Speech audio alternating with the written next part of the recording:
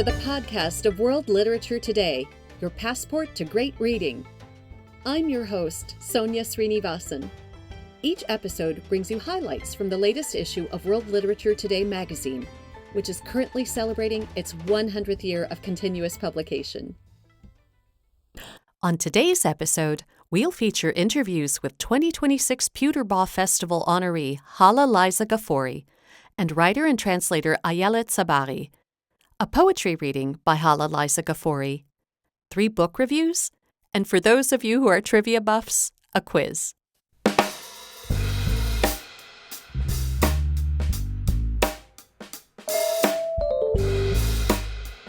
'26 Pewterbaugh Fellow Haleh Liza Gafori is a New York City-born translator, performance artist, writer, and educator of Persian descent. Her translations of the Persian mystic and sage Rumi have been collected in the volumes Gold and Water, both published by New York Review Books.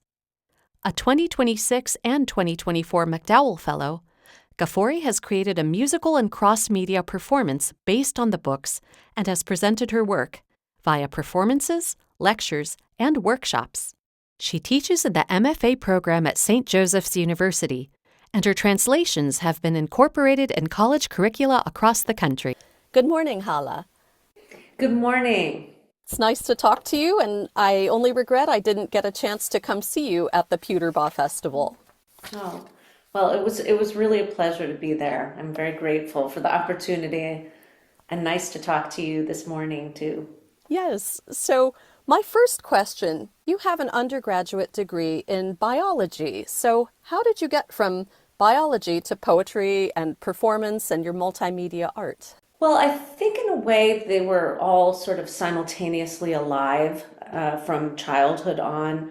I remember, for instance, learning about clouds and getting very excited to talk about them, about the cirrostratus clouds and the cumulonimbus clouds, or learning about leaves and wanting to come home and talk about the shape of the sassafras leaf and the ginkgo leaf, So there was a kind of oral tradition, I think, that was very alive in my household.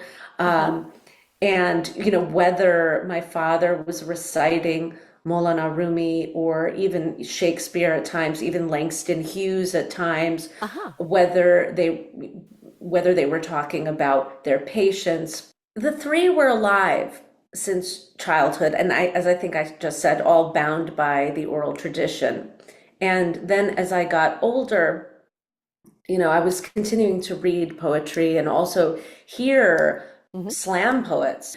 Going to college and studying biology there, I found the inner workings of the chloroplast or the loop of Henle inside the nephron and the kidney, in a way very poetic.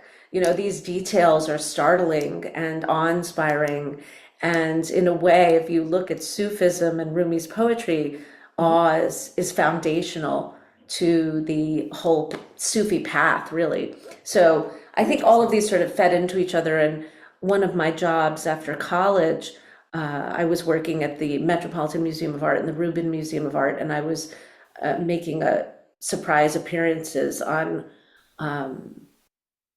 3-hour tours and just kind of popping in to do a 15-minute sort of poetic commentary on one particular piece in a gallery that would always change, so it was rotating. But that little presentation would involve song, poem, and commentary. And so in a way, it was a sort of start of this kind of multimedia sort of experience that I create now. And it preceded all of that.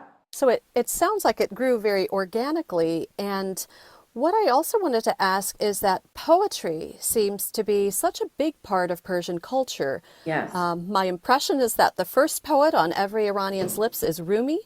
And I wanted to ask why he's so significant and important to Persian culture, as well as the language, and you're a noted translator of his work. Well, I think, Maulana Rumi had a tremendous talent for experimenting with language, expanding the language, making it really a vehicle for mystical philosophy. And, he did that through startling images, metaphors, also a lot of rhythm and wordplay. He was a master of meter. Uh-huh. And something that And we won't be able to understand in English because that's we right. don't read the original. Right, that's Uh-huh. true. Yeah. And often, when he was composing, the drum was beating. He was playing along with musicians. So these rhythms are really embedded in the poetry, or they even emerge from the poetry emerges from the rhythms for Persian classical music. So a lot of the musicians use his lyrics because they sort of beg to be sung. He was also experiencing the pressure from conservatives, religious conservatives, who at times wanted to outlaw the whirling dance, for Uh-huh. instance, that he loved so much. So I was wondering, Rumi was a Sufi, if I understand correctly. Yes. And could you tell us about the basic tenets of Sufism? Because it sounds like many of the conservatives did not like that. The central aim of the Sufi path is to experience divine oneness, to recognize and seek and find, commune with the divine within, Mm-hmm. and the divine that's pulsing through everything.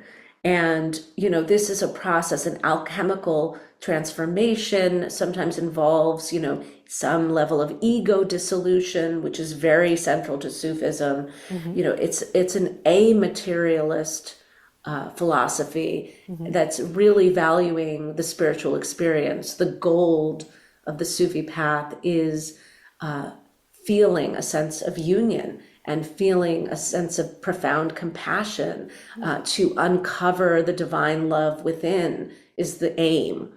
So it's a very beautiful philosophy, and Yes. and it's leading people to a more harmonious existence, to more laughter. I mean, if mysticism is working, we're going to get into a more lighthearted state as well. Yes. And never denying the gravity of human existence, never denying all of our struggles and our flaws, but asking us to engage in the noble quest of refining the being, and of putting aside the hyper individualist ego. I think that concept is prevalent through so many religions or philosophies, be it Hinduism or Freud, or it's a very spiritual journey. I was wondering how you got involved in translating Rumi's work, and what aspects of his poetry do you like best? Okay, well, I think what I love best about his poetry are the leaps between couplets in the ghazal form. I mean, that's one of the things I love most. There's so many things that I love. I love the mix of confessional and imperative, and the startling images, as I mentioned, the sort of leaps of thought.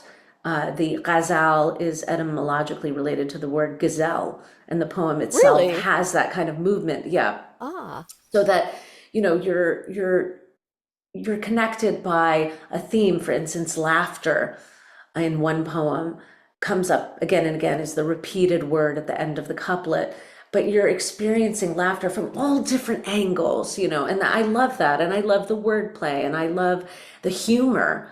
I also love how he's kind of bringing together the teachings of his beloved guide Shams, and the some of the poetic expressions of his predecessors like Attar and Sana'i, and also Persian folktales, and also lines from the Quran, and also Buddhist and Zoroastrian ideologies are woven in. I mean, there's a tremendously vast array of influences that he's bringing together into these very profound couplets. uh-huh. And how did you get involved in translating Rumi's work since you're a noted scholar? My father would recite his poetry. I didn't really take much interest in it then, but I remembered the beauty of it. I remembered the music, the musicality, and the rhythms. And then I started reading translations eventually, and then I started singing some of the lyrics myself and composing a bit Ah, to some of his poems. And then in 2016, I was looking at a translation and I wondered, is this what he really said? Uh-huh. And I looked back at the original text and I thought, well, I don't know. I don't think so. And I wanted to have a go at translating it myself. And so once that began, once I did that first poem, I was like, oh my God, this is so much fun. Let me try another one. And let me try another one. And I'll try another one. And then eventually I had what amounted to a manuscript. Wow, because it sounds like from everything you've been talking about today, everything with your literary career has just evolved organically, both from your background to your interest in biology, to communicating about it, to working at a museum, to singing his poems on your own, to formally translating, and now putting on these beautiful multimedia, multidiscipline performances. So it seems like even since Rumi's time, there's been this issue of censorship versus artists wanting to express themselves in all different media. And this drive to create is stronger than anything that can try to shut it down, and seems to be a part of the human struggle through time and in so many places in the world right now even. Yeah, yeah. And of course, it ebbs and flows in terms of intensity. At some points, it has been more lax and there has been more freedom. And at some points, yes, the restrictions get very tight and it's very challenging. Yes. Yeah. And you're also a musician, as you've talked about that you sing. And I was listening to some of your performances, and it's very fascinating because it blends spoken word and song, almost sort of like rapping or like speaking over a drum, like you were saying Rumi would do. Some of it's very like pop style singing, and you code switch a lot between English and Persian. So could you talk to us about your creative process, about how you weave together all these different elements? Because it's really very fascinating.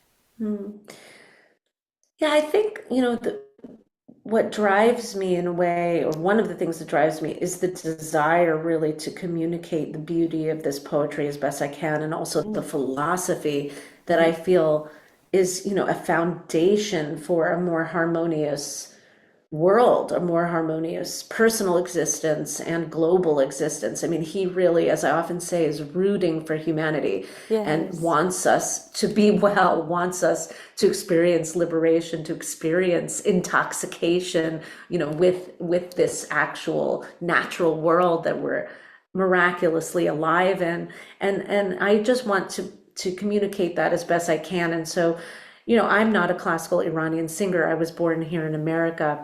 And so the ways that I work with this is it's my own sort of quirky style that is influenced by American music and Persian music. And, I just am figuring out different ways to offer it. So I think the intention behind it is to offer it in all the ways I can. And then, it becomes this kind of woven experience that moves between song and, as you said, code switching, not just between languages, but in a way between diction of like the sung and then the recited in English, and then sort of commentary, and then poetic interstitial text that is, in dialogue with it. And do you start working alone first and then collaborate with musicians, or is this sort of a group process where you have the musicians and you're free form speaking or singing the poetry, or how does that evolve?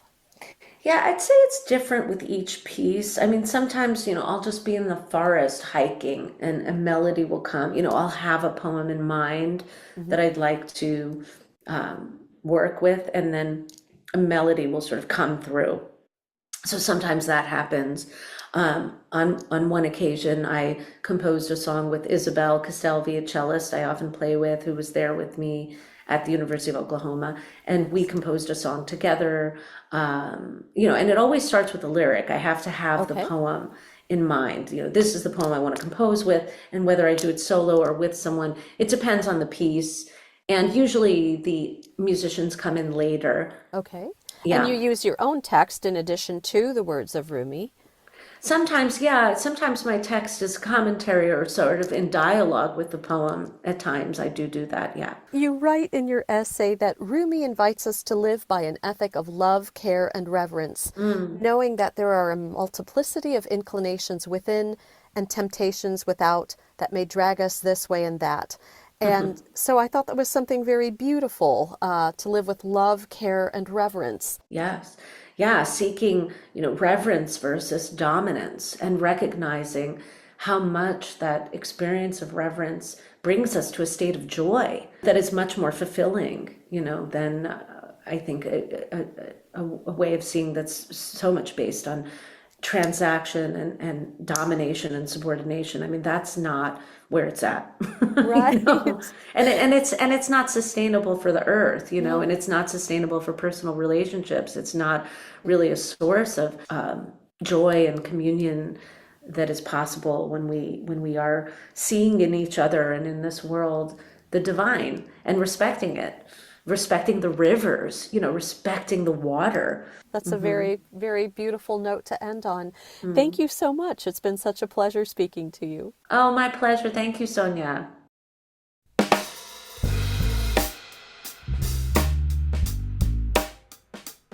Ready to test your knowledge of world literature? Here's a brief 3-question quiz. Number 1. Which literary event is celebrated in August? A. Women in Translation Month. B. The birth anniversary of Vladimir Nabokov. Or C.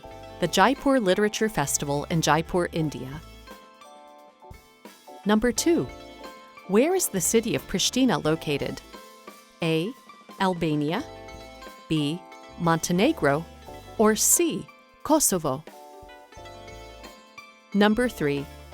In addition to World Literature Today, which of these is celebrating its 100th anniversary? A. The New York Public Library Bookmobile. B. Route 66. Or C. Venice's Libreria Acqua Alta bookstore. Stay tuned. Answers at the end of the podcast. Next, a reading by Haleh Liza Gafori. Your laughter turns the world to paradise. Your laughter turns the world to paradise. It tears through me like fire. It teaches me. Reborn in emptiness, I emerge laughing, here to learn from love new depths of laughter. I've been short on courage, but I have a heart of sunlight straight from the king's hand. I stir up laughter even in those who fear joy. Crack open my shell. Steal the pearl. I'll still be laughing. It's the rookies who laugh only when they win. Last night, the spirit of dawn came to my room and gave me a lesson in laughter. Our blazing roars lit the morning sky. When I brood like a rain cloud, laughter flashes through me. It's the habit of lightning to laugh through a storm. Look at the furnace. Look at the stones. See the glowing red veins? Gold, laughing in fire, daring you. Prove you're no fake. Laugh, even when you lose. We're fodder for death, so learn to laugh from the angel of death. He laughs at the jeweled belts and crowns of kings. All that splendor's just on loan. Treetop blossoms erupt in laughter, petals rain down. Laugh like the bud of a flower hugging the ground. Its hidden smile opens to a laugh that lasts a lifetime.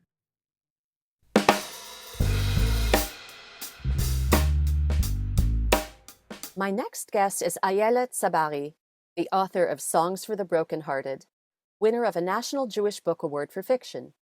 Her memoir, The Art of Leaving, won a Canadian Jewish Literary Award for Memoir and an Apple Books and Kirkus Review Best Book of 2019.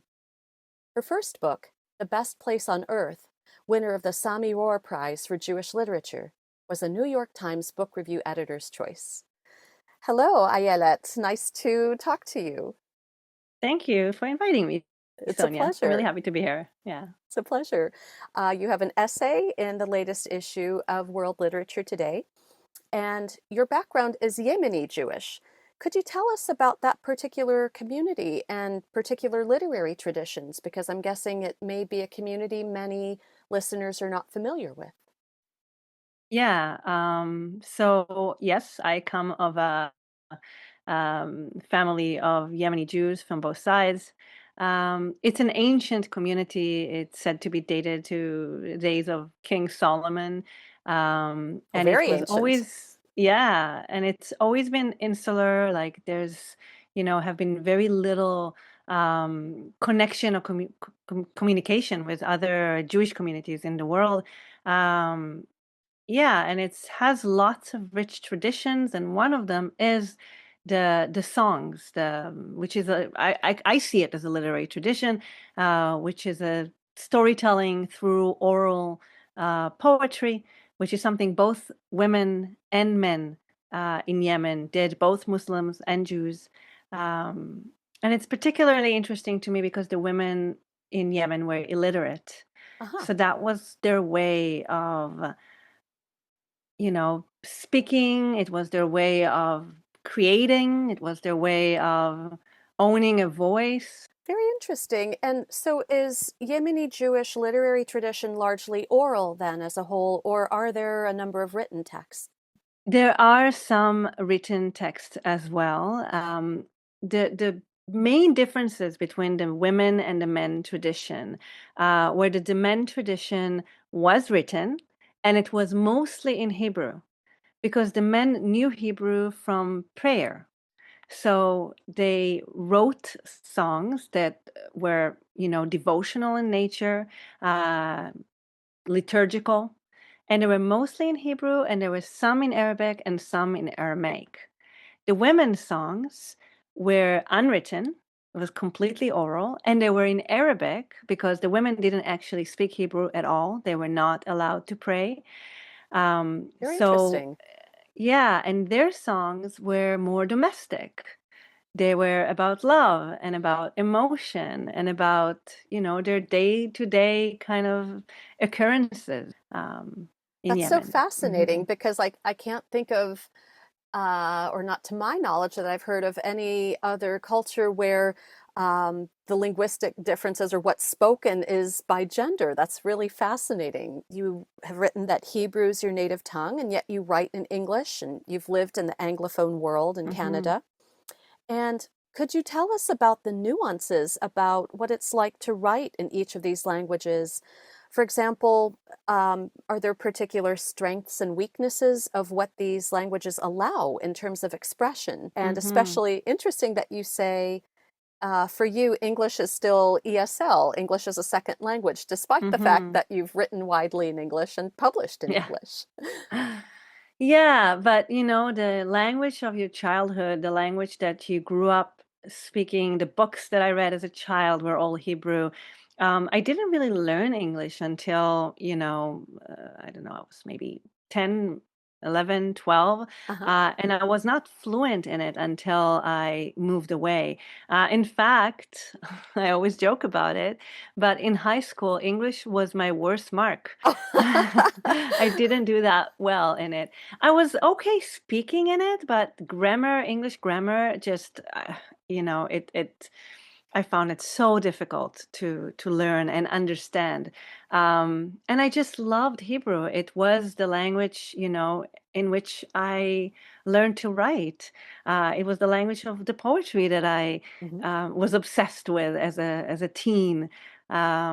So for me, it's still, despite the fact that I've been writing English now, like I say in the essay, it's coming on to 20 years.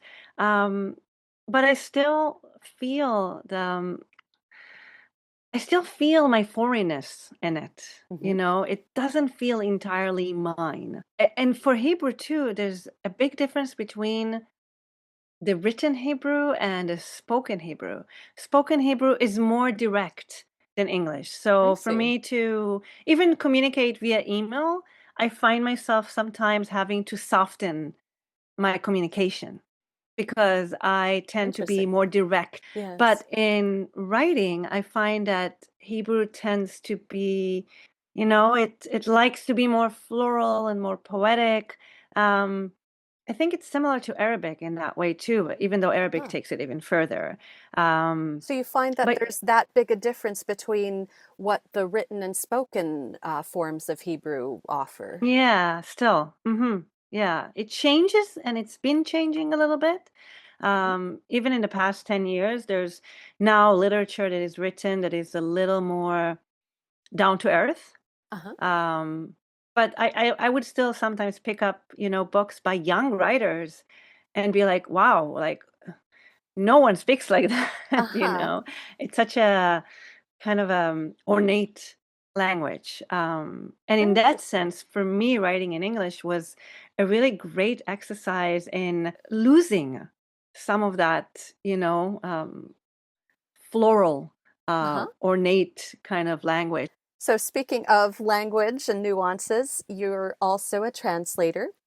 And your essay in World Literature Today uses the analogy of non-identical twins regarding the act of translation, which is quite clever. And could you talk to us more about your process and your work as a translator? I know many hmm translators find that it's a frustrating process because nuances get lost.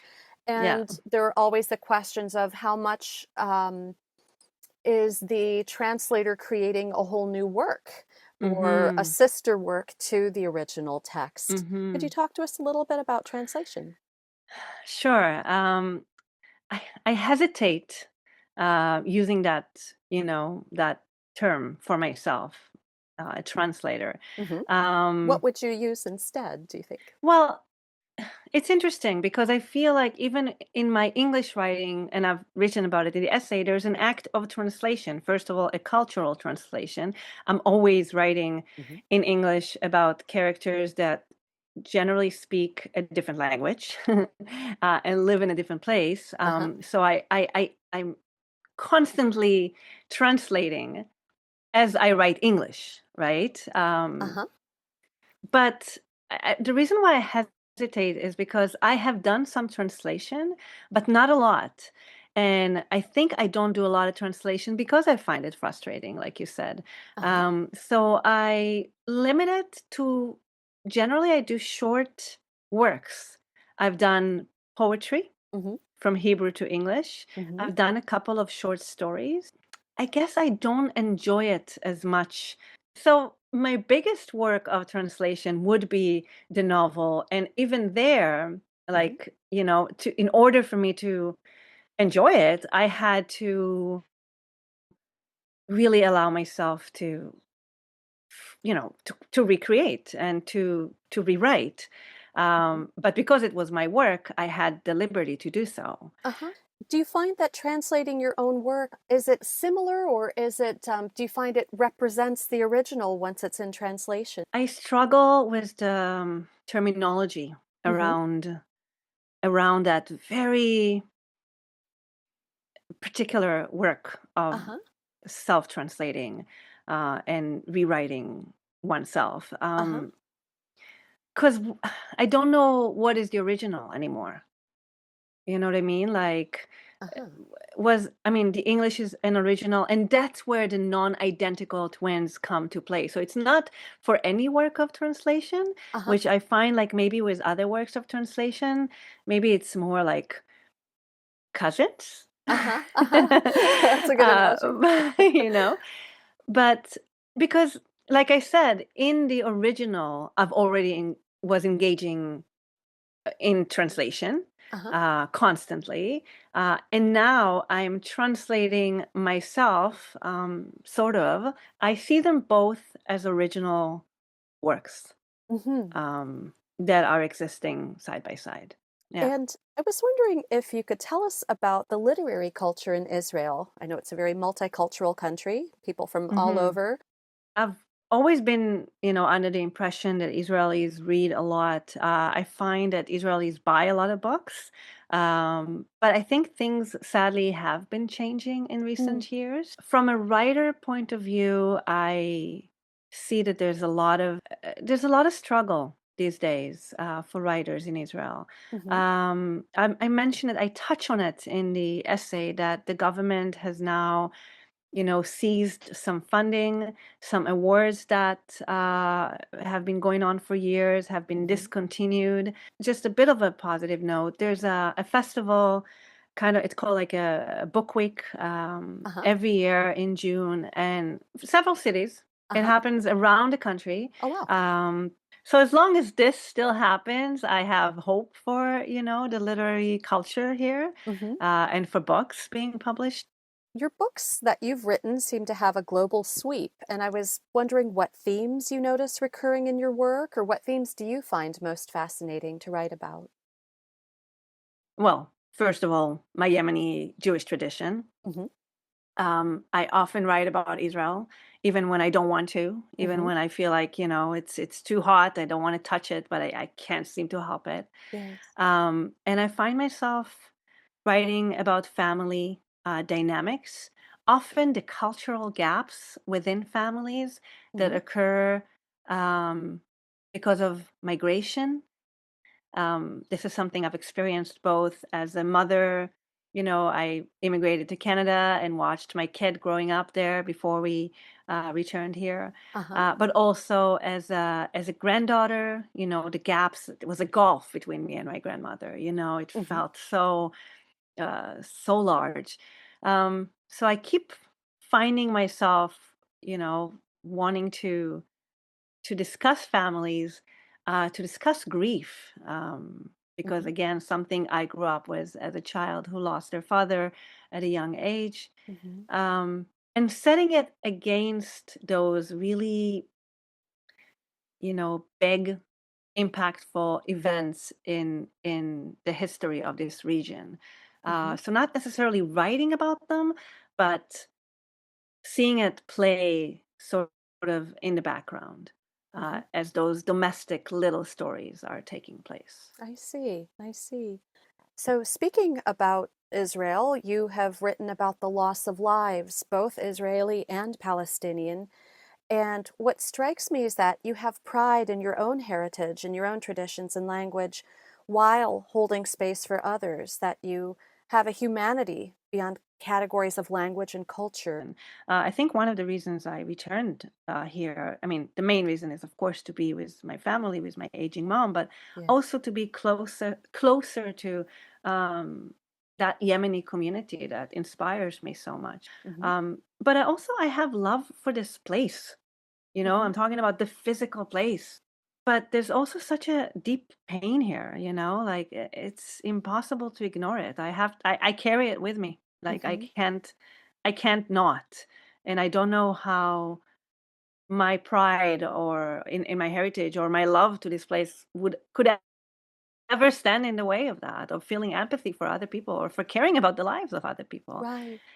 Being away from home and longing for it as I was living in Canada for all this time, and understanding my deep connection to it just made me understand the Palestinian tragedy so much more, As a kind of corollary question, I was wondering, during times of war, how can literature bring people together?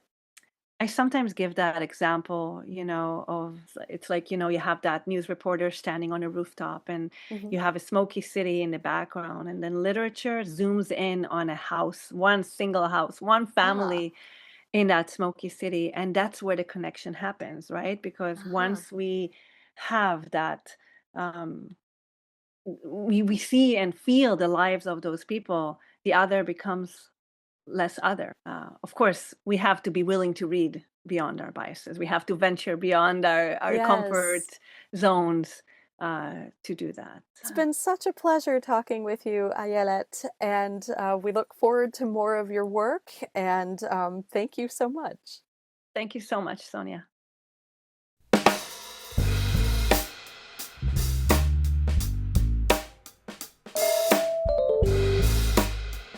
One of the highlights of World Literature Today's magazine is many books in review.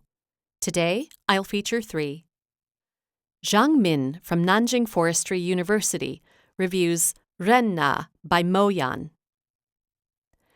Given the profound influence that technology exerts on contemporary life, the future of literature remains uncertain. Should contemporary writing resist these changes or adapt to them? Mo Yan's latest collection, Ren Na, which translates to "Oh Man," appears to offer his response to this dilemma. This kaleidoscopic work consists of 81 pieces assembled in a bold and unrestrained manner, mirroring the fragmentation of information nowadays. Influenced by his habit of endlessly scrolling through short-form videos, the writer even invites readers, in the preface to the book, to move through these stories in a similar way. This collection unfolds as a sequence of fleeting apparitions. Figures such as influencers, peasants, and vendors appear one after another like stage performers, each exposing their absurdities before fading away. Largely centered on ordinary individuals, these stories lead readers into the margins and overlooked spaces of human experience, where the absurdities and moral ambiguities embedded in human existence may be clearly revealed. Candice Louise Daquin from Grasse, France, reviews Sylvie Condé's Gestuary, translated by Nancy Naomi Carlson. As a Franco-Senegalese poet, Sylvie Condé had the disadvantages in French society of being a woman of color when female poets alone are scarce. She's now a member of the Lycée Louis le Grand alumni, published by the respected Gallimard, and winner of the Prix Lucien Gracia-Vincent and Prix Louise Labbé, thanks to her body of work and in rebuke of marginalization. On translating this work, Nancy Naomi Carlson said that, quote, Condé's Gestuaire is a collection of real and surreal gestures inspired by themes such as her childhood memories, post-colonial trauma, Diola culture, and the horrors of war, unquote. She wrote of seeking to retain in translation the, quote, very lyrical French text, unquote, in terms of its patterns of alliteration. When you read Condé in French, you understand her accessibility in dual cultures. Popular with Africans for being contemporaneous and as a francophone, the fluidity of her French enables her books to be read on 2 levels. Condé's oeuvre, while tonally imbued with ancestors and thematically possessed of denunciation and echoes of the underlying paradoxes of one's own multiculturalism, is highly accessible for its wet, shining grief, beautiful as it is painful. Julie Françoise Tolliver of the University of Oklahoma reviews Anna Nerkagi's White Moss, translated by Irina Sadovina. Anna Nerkagi is an artist, activist, and educator. She is the foremost Russian-language writer of the Nenets Nation, an indigenous people from Western Siberia.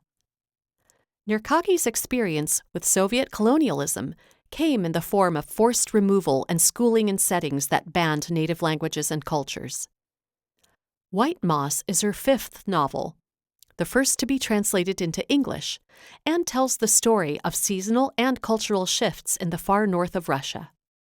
Against the tapestry of deeply personal accounts of love and grief, we glimpse the tragedy of a larger loss as members of the Nenets Nation leave the tundra for towns and cities to the south.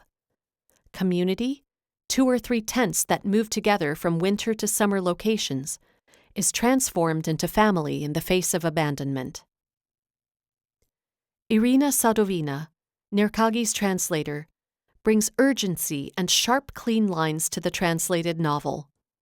The brittle, sparse prose brims with a logic we can sense but cannot entirely access. The white moss of the title represents the wisdom of ageless nature, a wisdom humans must seek in order to understand the world and their place within it. For more book reviews of all genres and all tastes, please visit our website, worldliteraturettoday.org.